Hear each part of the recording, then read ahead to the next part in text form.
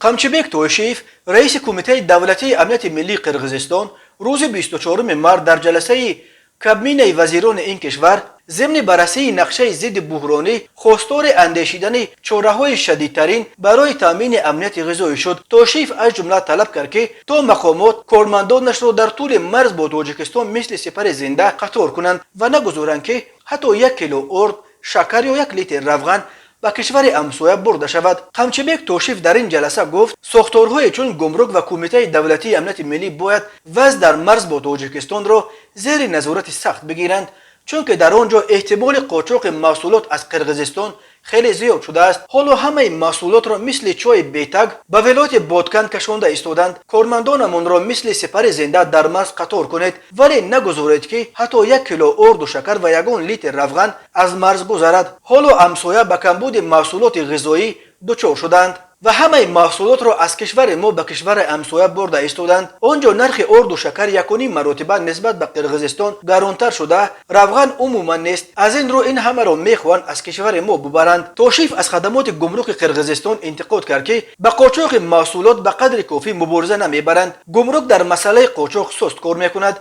من شما را آگاه کردنیم که حالا تامین امنیت غذایی از همه مهم است و به همین مسئله باید مشغول شد. این از همه مهم است. مسئله های دیگر را بعدا حل خواهیم کرد. طلب رئیس کمیته دولتی امنیت ملی قرقیزستان در مورد باز هم شدیدتر کردن نظارت مرز با تاجیکستان در حالی است که روسیه در پی شروع جنگ به ضد اوکراین به خارجه و حتی به کشورهای عضو اتحاد اقتصادی اوراسیا برآوردن بسیاری از نوع‌های محصولات اساسی خوراکواری را منع کرده است و این الکی باعث جهش نرخ محصولات در منطقه شده است. قرقیزستان مرزش را با تاجیکستان از 20 مای سال 2021 بلافاصله بعد از ضدخوردهای خونین در مرز این دو کشور برای رفع آی ساکنان و ماشین‌ها بست و انتقال محصولات نیز بین دو کشور رسما منع شده است.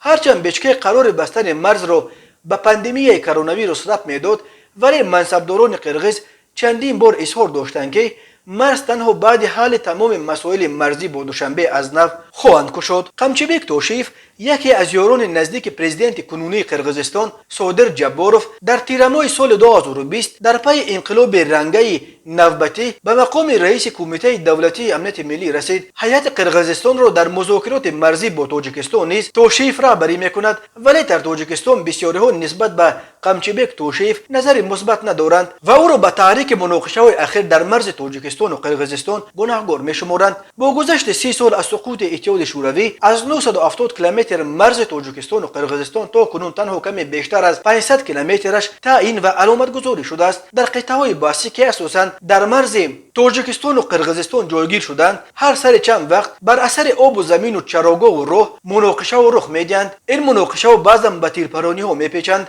و باعث علاقت مردم از دو طرف میشوند. در یک سال آخر در نتیجه زدخوردهای مسلحانه در مرز دو کشور دست کم 58 نفر کشته شده، حدود 270 نفر از هر دو جانب زخمی شدند.